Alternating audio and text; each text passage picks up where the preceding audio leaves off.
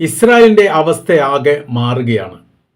നമ്മൾ കേൾക്കുകയും മനസ്സിലാക്കുന്നതിൻ്റെയും അപ്പുറം ഭയാനകരവും ഭീതിപ്പെടുത്തുന്നതുമാണ് ഇസ്രായേലിൽ നിന്ന് പുറത്തു വരുന്ന ഓരോ റിപ്പോർട്ടുകളും. അതിൻ്റെ ഏകദേശം ഒരു 5% പോലും യഥാർത്ഥത്തിൽ ഇപ്പോഴും ലോകം അറിയുന്നില്ല എന്നുള്ള അവസ്ഥയാണ് ഇസ്രായേലുമായിട്ട് ബന്ധപ്പെട്ട് ഇപ്പോൾ നിലനിൽക്കുന്നത്.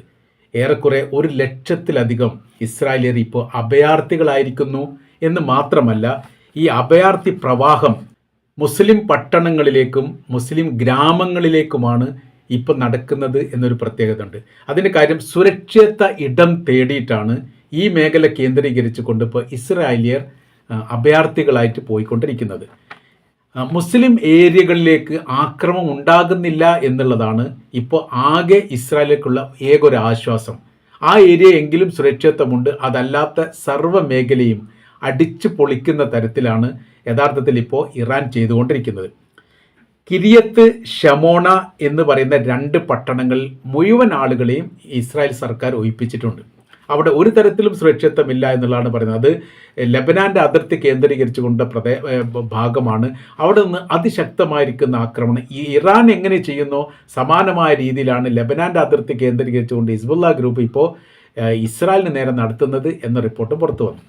നമുക്ക് നോക്കാം മുസ്ലിം ഏരിയകളുള്ള നഗരങ്ങൾ ഏതാണ്, ഏതൊക്കെയാണ് അവിടെ സുരക്ഷിതത്വമുണ്ട് എന്ന് പറയപ്പെടുന്ന പ്രദേശം എന്നെല്ലാം. നസ്രത്ത് എന്ന് പറയുന്ന ഭാഗം അത് മുസ്ലിങ്ങൾ കൂടുതൽ താമസിക്കുന്ന ഏരിയയാണ്. പിന്നെയുള്ളത് ഉമ്മുൽ ഫഹം എന്ന് പറയുന്ന ജോർദാൻ്റെ അതിർത്തിയോടുള്ള ഭാഗം, അത് ജോർദാൻ്റെ കയ്യിൽ നിന്ന് പിടിച്ചെടുത്തതുമാണ്. റഹത്ത് എന്ന് പറയുന്ന നെഗേവ് മരുഭൂമിയോട് ചേർന്നുള്ള പ്രദേശം, അതൊരു ഗ്രാമീണ മേഖലയാണ്. നസ്രത്ത് എന്ന് പറയുന്ന പട്ടണമാണ്, ഉമ്മുൽ ഫഹം എന്ന് പറയുന്ന പട്ടണമാണ്. റഹത്ത് എന്ന് പറയുന്നത് ഒരു ഗ്രാമീണ മേഖലയാണ്. അവിടെയാണ്, ഈ മേഖലയിലാണ് ബഡൂയൻ മുസ്ലിം നഗരം സ്ഥാപിക്കപ്പെട്ടത്. അപ്പോൾ ആദ്യ ഘട്ടത്തിലൊക്കെ ഇതിനെ ഗ്രാമം എന്ന് പറഞ്ഞു, പിന്നീട് അത് പട്ടണമായിട്ട് മാറി. അപ്പോൾ അവിടെ ഏറ്റവും ശക്തരായിരിക്കുന്ന ഒരു വിഭാഗമാണ്, ഒരു ഗോത്ര വിഭാഗമാണ് ബഡൂയൻ എന്ന് പറയുന്ന വിഭാഗം. അവരവിടെ മുസ്ലിം നഗരം തന്നെ സൃഷ്ടിക്കപ്പെട്ടിട്ടുണ്ട്. ഈ മേഖലയിലേക്കും ആളുകൾ വന്നുകൊണ്ടിരിക്കുന്നു. പിന്നീടുള്ളത് സെക്നിൻ, തെയ്ബി, ജഫ, ടെലവീവിൻ്റെ പടിഞ്ഞാറ് ഭാഗം ചേർന്നുള്ള ഗ്രാമപ്രദേശമാണിത്. ഈ തെയ്ബി എന്ന് പറയുന്നത് ജോർദാൻ്റെ ഭാഗമാണ്. അത് 948 ഇസ്രായേൽ പിടിച്ചെടുത്തതാണ്. വടക്കൻ ഗലീലി മേഖല, ട്രയാങ്കിൾ ഏരിയ, ഈ മേഖലയിലൊക്കെ അത്യാവശ്യം മുസ്ലിങ്ങൾക്ക് സ്വാധീനമുള്ളതാണ്. 18% ജനസംഖ്യയിൽ അവിടെ മുസ്ലിങ്ങളാണ് എന്നുള്ളത് നമുക്കറിയാമല്ലോ. ഈ മേഖല കേന്ദ്രീകരിച്ചുകൊണ്ട് ഉള്ള പ്രത്യേകത എന്ന് പറഞ്ഞാൽ, ഇവിടേക്ക് മിസൈൽ ആക്രമണം വരുന്നില്ല, ഇവിടേക്ക് ഇറാൻ ആക്രമിക്കുന്നില്ല. ഏറെക്കുറെ സുരക്ഷിതമായിരിക്കുന്ന ഒരു ഏരിയ ആയിട്ട് ഈ പ്രദേശം കാണുന്നു. ഇവിടേക്ക് സുരക്ഷിതത്വത്തിന് വേണ്ടി ഇസ്രായേലിയർ ഇവരെ ആശ്രയിക്കുന്ന തരത്തിൽ വന്നുകൊണ്ടിരിക്കുന്നു എന്നുള്ളതാണ്. 2 യുദ്ധങ്ങളാണ് പ്രധാനമായ രീതിയിൽ സ്വാതന്ത്ര്യത്തോടനുബന്ധിച്ച് അവിടെ ഉണ്ടാകുന്നത്. ഒന്ന് 1948 ഇസ്രായേൽ സ്വാതന്ത്ര്യമായതിൻ്റെ ഉടനെ തന്നെ അവിടെ പിന്നെ യുദ്ധം നടന്നു. യുദ്ധം എന്ന് പറഞ്ഞാൽ ഈ അറേബ്യൻ മേഖലയിലുള്ള അതിർത്തി കേന്ദ്രീകരിച്ചുകൊണ്ട് പ്രദേശത്തിൽ നിന്ന് തങ്ങളുടെ ഭൂപ്രദേശത്തിന് വിസ്താരം കുറവാണ് എന്ന് പറഞ്ഞ് പിടിച്ചെടുക്കുന്ന വിഷയം ഉണ്ടാകുന്നു. അപ്പോൾ പിന്നെ ഏറ്റുമുട്ടലാകുന്നു, സംഘർഷാവസ്ഥയാവുന്നു. അപ്പോൾ ആയുധങ്ങൾ ആ കാലത്തും ഇസ്രായേലിൻ്റെ കൈവശത്തിലാണ്.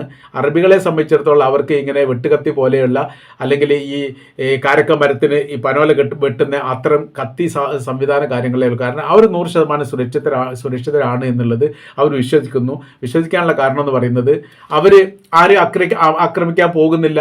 അവർക്കാണെങ്കിൽ മറ്റുള്ളവരുടെ ഭൂമിയോ അല്ലെങ്കിൽ വേറെ എങ്കിലും സ്വത്തുക്കളോ ആവശ്യമില്ല. അതുകൊണ്ട് അവർ സുരക്ഷിതരാണ് എന്ന് അവർ കരുതിയത് കൊണ്ട് തന്നെ അവരുടെ കയ്യിൽ ആയുധങ്ങൾ ഇല്ലാതാവുന്നു. ഇസ്രായേലിനെ സംബന്ധിച്ചിടത്തോളം അവർക്ക് ബ്രിട്ടൻ ആയുധം നൽകുന്നു. ഈ മേഖലയിൽ 1948 ഈ കാലഘട്ടത്തിൽ തന്നെ ഈ മേഖലയിൽ ഒരുപാട് പ്രദേശം ബ്രിട്ടൻ ഉണ്ടായിരുന്നു. ബ്രിട്ടൻ ഈ പ്രദേശം ഉണ്ടാവാനുള്ള കാര്യം എന്ന് പറയുന്നത്, അത് തുർക്കിയുടെ 1-ാം ലോക യുദ്ധത്തോടനുബന്ധിച്ച് ഓട്ടോമാൻ സാമ്രാജ്യം തകർന്നതോടുകൂടി മുസ്ലിം ഏരിയയുള്ള പ്രദേശം ഏറെക്കുറെയൊക്കെ കൈയടക്കി വെക്കുന്ന ഒരു പ്രവൃത്തി ബ്രിട്ടൻ ചെയ്തിരുന്നു. അപ്പോൾ ഈ ബ്രിട്ടൻ്റെ കൈവശത്തിലുള്ള ഭൂപ്രദേശത്തിലേക്കും ഇവർ നുഴഞ്ഞു കയറുകയോ അല്ല ആക്രമിച്ച് കയറുകയോ ചെയ്തു. പിന്നെ ബ്രിട്ടനെ സംബന്ധിച്ചിടത്തോളം ഇസ്രായേൽ എന്ന് പറയുന്ന രാജ്യം അവിടെ നിലനിൽക്കുക എന്നുള്ള അവരുടെ ആവശ്യമായതുകൊണ്ട് അവരെന്ത് ചെയ്യുന്നില്ല, അവരെതിർത്തൊന്നുമില്ല. അവരാ ഭൂപ്രദേശം പിന്നെ വിട്ടുകൊടുത്ത് കഴിയുന്നതോടനുബന്ധിച്ച് പിന്നെ അറേബ്യൻ രാജ്യങ്ങളിലേക്ക് കയറി. അങ്ങനെ ജോർദാൻ്റെയും ഈജിപ്തിൻ്റെയും പല മേഖലയൊക്കെ പിടിച്ചെടുത്ത കാര്യം നമുക്കറിയാവുന്നതാണ്. ഇപ്പോഴത്തെ വിഷയം എന്ന് പറയുന്നത്, സങ്കീർണമായിരിക്കുന്ന സ്ഥിതിയിലേക്ക് കാര്യങ്ങൾ പോകുന്നു. ജെറുസലേം, തെല്ലവീവ്, ഹൈഫ, വളരെ പ്രധാനപ്പെട്ട 3 നഗരങ്ങൾ. അവരുടെ സാമ്പത്തിക സ്രോതസ് നിശ്ചയിക്കുന്ന മേഖലയാണ് ഈ പറയപ്പെട്ടത്. ഇവിടെ നിന്ന് ആളുകൾ കുത്തൊഴിഞ്ഞു പോകുന്ന തരത്തിലാണ്.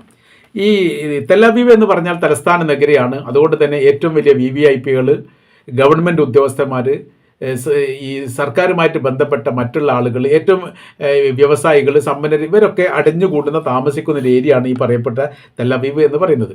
അവിടെ എവിടെയും സുരക്ഷിതമില്ല എന്നുള്ളതാണ്. പടിഞ്ഞാറ് ഭാഗത്ത് ചില ഒരു ഗ്രാമീണ മേഖല ഒഴിച്ചാൽ, അല്ലെങ്കിൽ പ്രദേശങ്ങൾ ഒഴിച്ചാൽ ബാക്കിയൊന്നും സുരക്ഷിത. ആ മേഖലയിൽ അത്യാവശ്യം മുസ്ലിങ്ങളുണ്ട് എന്നാണ് മനസ്സിലാക്കുന്നത്.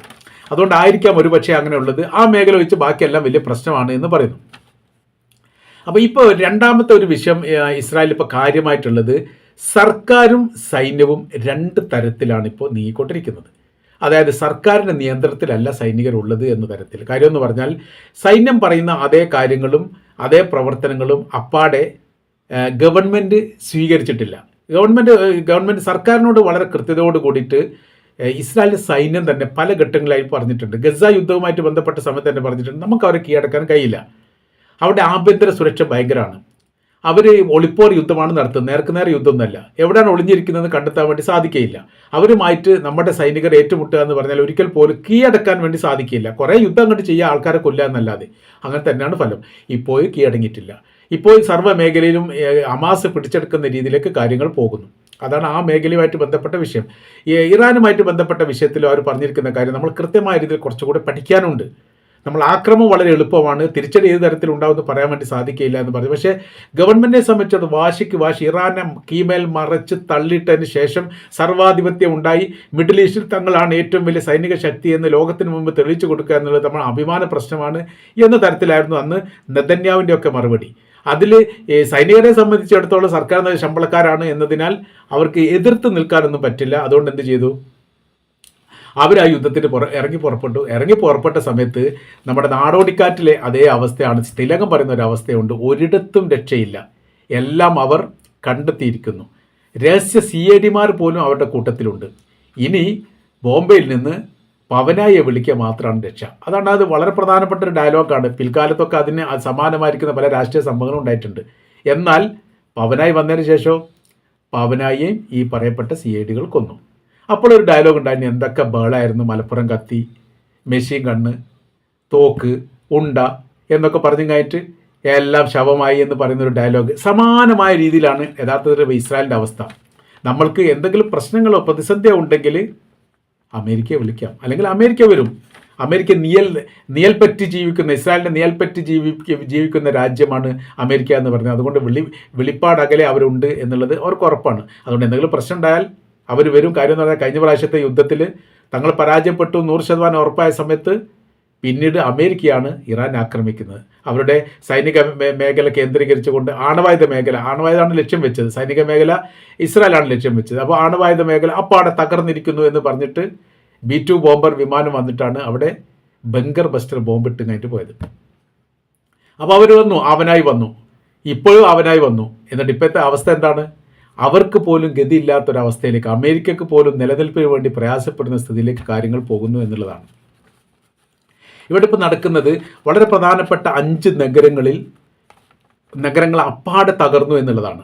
ആ നഗരത്തിൽ ഇപ്പോൾ തെല്ലവീവ്, ജെറുസലേം, ഹൈഫ പോലെയുള്ള നഗരങ്ങളാണ് പറയുന്നത്. പേരെടുത്തൊന്നും പറഞ്ഞിട്ടില്ല. യൂറോപ്യൻ രാജ്യങ്ങൾ പോലും ഈ കാര്യത്തെപ്പറ്റി കൃത്യമായിരിക്കുന്ന റിപ്പോർട്ടും പുറത്തു വന്നിട്ടില്ല.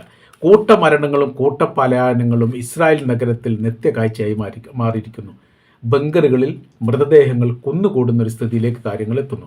കാര്യം എന്ന് പറഞ്ഞിട്ടാണെങ്കിൽ ബങ്കറുകൾ സ്ഥാപിക്കപ്പെട്ട ബിൽഡിങ്ങിൻ്റെ അടിയിലാണ്. അപ്പോൾ ബിൽഡിങ്ങിൻ്റെ മേലെ ഇറാൻ തകർത്ത് കഴിഞ്ഞാൽ ബിൽഡിങ്ങിൻ്റെ അടിഭാഗത്ത് രക്ഷയ്ക്ക് വേണ്ടിയിട്ട് പോയിരിക്കുന്ന ആൾക്കാർക്ക് പുറത്തിറങ്ങാൻ വേണ്ടി പറ്റില്ല. അങ്ങനത്തെ ഒരു സ്ഥിതി ഉണ്ടാവും. മാത്രമല്ല എല്ലാ ബങ്കറുകളും നിറഞ്ഞു കവിഞ്ഞിരിക്കുന്നു. ബങ്കറുകളില്ലാത്തൊരു പ്രയാസം അതുകൊണ്ട്. ഇവിടെ നമ്മൾ ഈ എണ്ണപ്പെട്ട ഈ നസറത്ത് പോലെയുള്ള ഉമ്മുൽ ഫഹം പോലെയുള്ള ഈ നഗര ഗ്രാമപ്രദേശങ്ങളിൽ ബങ്കറുകൾ വളരെ കുറവാണ്. മുസ്ലിം ഏരിയകളിൽ ബങ്കർ ഉണ്ടാക്കുക എന്നുള്ളത് ഇസ്രായേൽ സർക്കാർ ചെയ്തിട്ടില്ല, കാര്യമായിട്ട് ചെയ്തിട്ട്. 30% ബങ്കറുകൾ ഇല്ലാത്ത നഗരങ്ങൾ ഇസ്രായേൽ ഉണ്ട് എന്ന് പറയുന്ന സമയത്ത് ആ 30% മുസ്ലിം ഭൂരിപക്ഷമുള്ള ഏരിയകളോ മുസ്ലിങ്ങളുള്ള ഏരിയകളോ ആയിട്ടാണ് മനസ്സിലാക്കാൻ വേണ്ടി പറ്റുന്നത്. അപ്പോൾ അവിടെ ബങ്കറുകൾ സ്ഥാപിച്ചിട്ടില്ല. അതുകൊണ്ട് തന്നെ അവർ പുറത്തു പോകാറില്ല, അവരെ നേരെ മറ്റുള്ള ആക്രമിക്കാറില്ല. അപ്പോൾ വളരെ കൃത്യതയോട് കൂടിയിട്ട് ഏരിയകളും കാര്യങ്ങളും മനസ്സിലാക്കി തന്നെയാണ് ഇറാൻ ആക്രമിക്കുന്നത് എന്ന് ചുരുക്കം. ഇപ്പോഴത്തെ നമ്മൾ പറഞ്ഞ സ്ഥിതികൾ എന്ന് പറഞ്ഞാൽ സൈന്യം ഇപ്പോൾ സൈന്യത്തിൻ്റെ റൂട്ടിലൂടെയാണ് ഇപ്പോൾ യുദ്ധം ചെയ്തുകൊണ്ടിരിക്കുന്നത്. എല്ലാ കാര്യത്തിലും ഇപ്പോൾ ഇസ്രായേൽ ഗവൺമെൻറ് പറയുന്നത് കേൾക്കുന്നില്ല. ഗവൺമെൻറ് ഒക്കെ പറയുന്നത് കേട്ടുകൊണ്ട് ലക്ഷ്യത്തിലെത്തിക്കാനായിട്ട് സാധിക്കുകയില്ല. അപ്പോൾ അവർക്ക് എങ്ങനെയാണ് തോന്നുന്നത്, ആ തോന്നുന്ന രീതിയിലാണ് യുദ്ധം ചെയ്തുകൊണ്ടിരിക്കുന്നത്. വലിയ രീതിയിലുള്ള ആളുകൾ കൊല്ലപ്പെടുന്നുണ്ട്, സൈനികരുമുണ്ട്, സൈനിക സംവിധാനങ്ങളുണ്ട്, ടാങ്കുകളുണ്ട്. അത് ലെബനാനുമായിട്ട് ബന്ധപ്പെട്ട കാര്യമാണ് ആ പറഞ്ഞത്. പിന്നെ ഇറാനുമായിട്ട് ബന്ധപ്പെടുന്ന സമയത്ത് നഗരപ്രാന്ത പ്രദേശങ്ങൾ അവർക്ക് ഏറ്റവും കൂടുതൽ ഈ മിസൈൽ ആക്രമിക്കാൻ വേണ്ടി പറ്റുക ഉയർന്ന ബിൽഡിംഗ് ആണ്. ഉയർന്ന ബിൽഡിംഗ് ആ സമയത്ത് കറക്റ്റായിട്ടാണ് വിട്ടാൽ മതി. താഴ്ന്ന ബിൽഡിങ്ങിലേക്ക് പിന്നെ കുത്തിമറിഞ്ഞ് വീഴണം. അപ്പോൾ ഉയർന്ന ബിൽഡിംഗ് ലക്ഷ്യം വെച്ചുകൊണ്ട് അപ്പാടെ ഇടിച്ചു നിരത്തുന്ന ഒരു പ്രവൃത്തിയാണ് ഇറാൻ ഇപ്പോൾ ചെയ്തുകൊണ്ടിരിക്കുന്നത് എന്നുകൂടി നമുക്കിതിൻ്റെ ഇടയിൽ വായിച്ചെടുക്കാൻ വേണ്ടിയിട്ട് സാധിക്കുന്നതാണ്.